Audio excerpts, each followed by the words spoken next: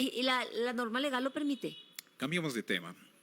Hemos hablado del tema de la seguridad. Vamos a invertir 500 millones de dólares en fortalecer a la fuerza pública, a la policía, en comprar vehículos, motos, equipo de comunicación, dotación para seguridad, tanto chalecos como armamento, municiones.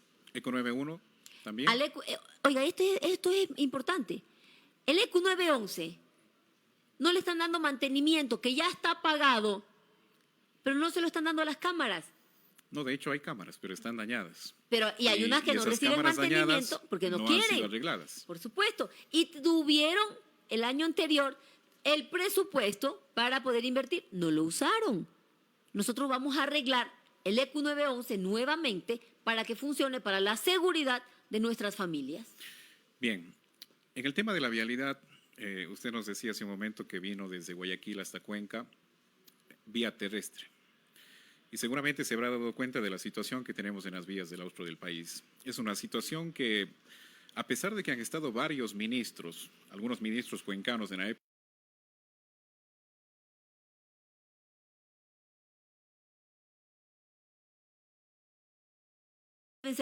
deben seguir siendo públicas, a menos que haya algún tipo de alianza público-privada que sea beneficioso para el Estado. Caso contrario, se mantienen públicas. ¿Qué va a pasar con CNT y con Banco del Pacífico, por ejemplo? Mire, el Banco del Pacífico lo han destrozado. El Banco del Pacífico era un banco que funcionaba, que daba rendimientos, uno de los mejores bancos, que además hacía contrapeso. Ahora los bancos ponen la tasa de interés como les da la gana y no les permiten a los ciudadanos, al sector productivo, a la pequeña y mediana empresa, acceder a créditos productivos y nos tienen estancados. Vamos a fortalecer el Banco del Pacífico y si hubiera que venderlo, hay que venderlo al valor que valen libros, no al precio de una gallina pestada. Pero cuando se habla de créditos productivos, al menos en este gobierno, claro, es un crédito productivo con una muy buena tasa de interés, pero únicamente pésima, le prestan 15%. Únicamente le prestan $5.000. Y usted sabe que con $5.000 para montar una empresa es casi imposible. Mire, es que ¿Cuál sería el techo que tendrían ustedes para ese crédito productivo? Desbarataron el Estado. Nosotros vamos a volver a crear a la CFN, que era una banca que te daba préstamos al sector productivo. Vamos a inyectar también allí 500 millones de dólares para que la banca pública pueda dar los créditos productivos a baja tasa de interés. Desbarataron la CFN, la vamos a volver a crear para el crédito productivo de la industria. Yo necesito generar empleo. El gran generador de empleo es la empresa privada. ¿Cuál sería la tasa industria. De interés? Estamos revisando un aproximado, puede ser entre 5 y 7%. 5 y 7%. Más o menos estamos definiendo esos valores. Similar a un hipotecario, ¿no? Mire, con ese valor, frente al 15% que te cobra la banca, ya se puede empezar a reactivar la economía. ¿Cuál va a ser el papel que tengan ustedes en su gobierno con el IES? La situación del IES también es una situación compleja porque desde hace algunos años la gente necesita acceder a medicamentos, al menos a medicamentos que están dentro del cuadro básico, no los tienen.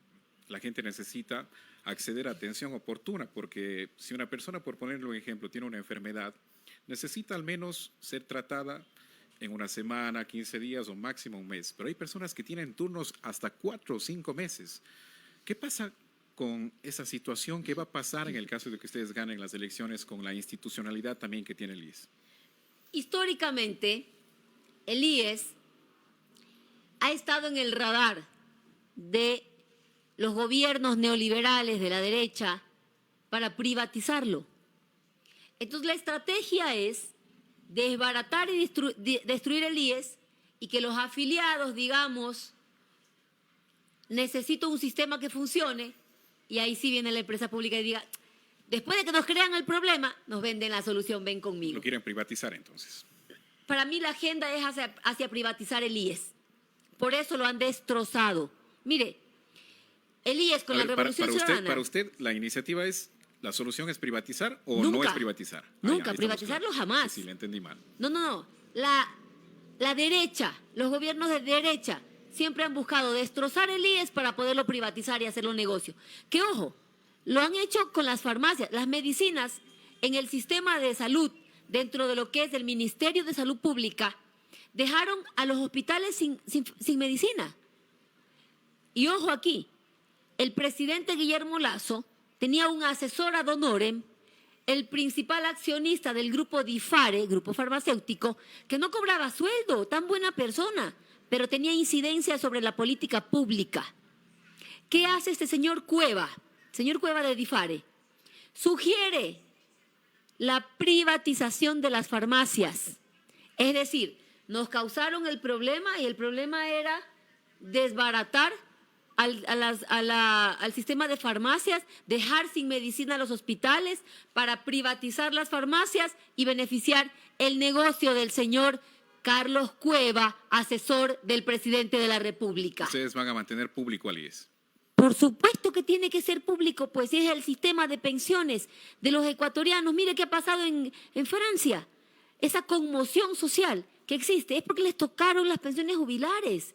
¿Cómo se sostiene el IES? Como ya lo hicimos en el gobierno de la Revolución Ciudadana. ¿Cómo se le entrega medicamentos oportunos a la gente y que no se demore tanto tiempo en esos trámites engorrosos que se tienen en compras públicas sobre todo? No, señor.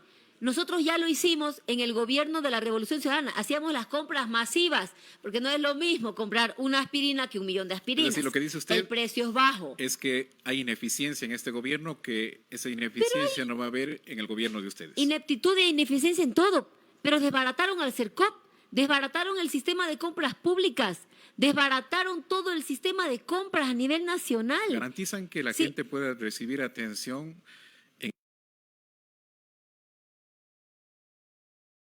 Ya la recibieron. En el gobierno de la Revolución Ciudadana, el abastecimiento de medicinas era sobre el 92%. Ahora no llegan ni al 30%. La gente decía, me dan paracetamol. Ya no hay ni paracetamol. Pero aquí hay un punto importante. ¿Cómo se sostiene el IES, queridos ciudadanos? Cuando nosotros recibimos el gobierno, en el gobierno de la Revolución Ciudadana, lo recibimos con 1,5 millones de aportantes. ¿Qué hicimos?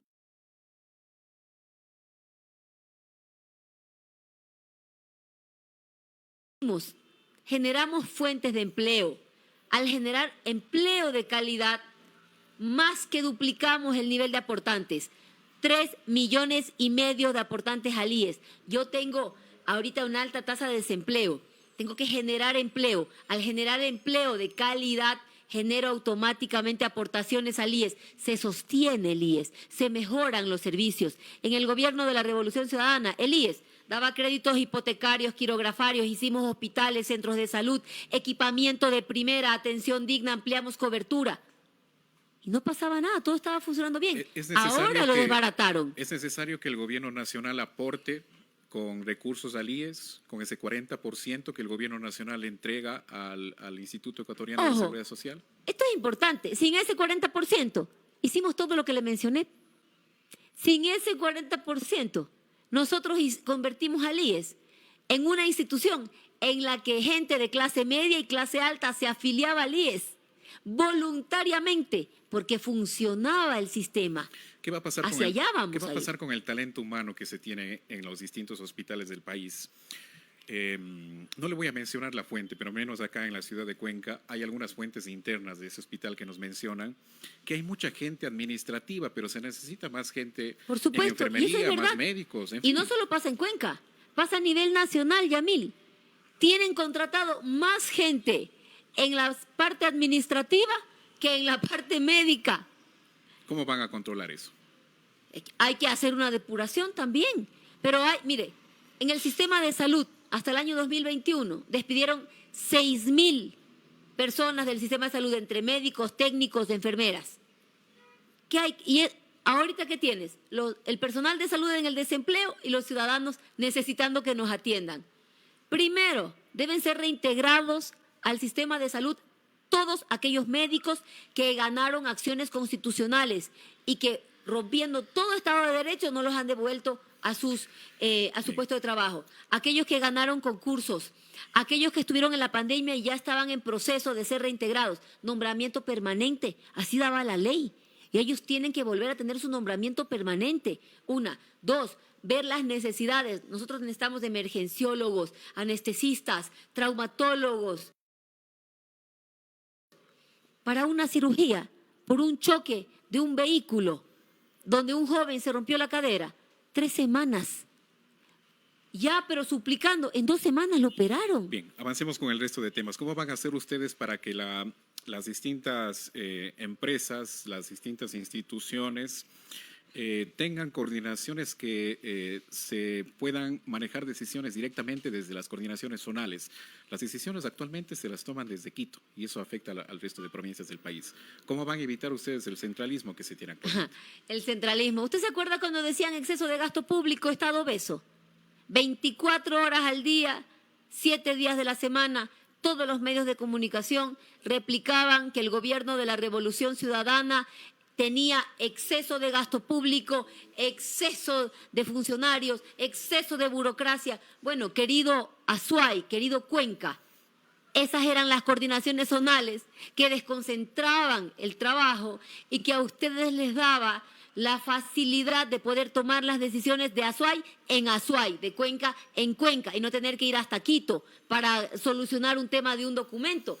Esas eran las coordinaciones zonales que ¿Van a cambiar eso desbarataron. ustedes entonces? ¿Qué es lo que está pidiendo la población? Para comenzar, por un lado dijeron que era exceso de gasto público, Estado obeso. Ese exceso de gasto público también es la policía que nos falta, el equipamiento de la policía, el equipamiento para los médicos que despidieron. No se dieron cuenta los ciudadanos y cayeron en una mala información, en una agenda de ciertos medios de comunicación que solo buscaban desbaratar el Estado. Y hoy día eso nos cuesta llorar lágrimas de sangre porque matan a nuestros hermanos al negarles el derecho a la salud, a la educación, a la seguridad y que destrozan el tejido productivo cuando no pueden solucionar los problemas en Azuay porque también quitaron los funcionarios de las coordinaciones zonales. La gente se está yendo todo el tiempo del país. 200.000 ciudadanos han salido. Es una situación sin precedentes también en el país. ¿Qué van a hacer ustedes para evitar esa situación? Mire, las 2 veces que lo que nos ha dejado de herencia es la migración, el dolor, el sufrimiento y el destrozo del país. Lo que hay que hacer primero es volver a Ecuador un país seguro. Primero, seguro. ¿Qué están diciendo las embajadas a nivel internacional? Estados Unidos, Canadá, la Unión Europea. No viajen a Ecuador. Y con eso matan el turismo, el sector hotelero, el empleo.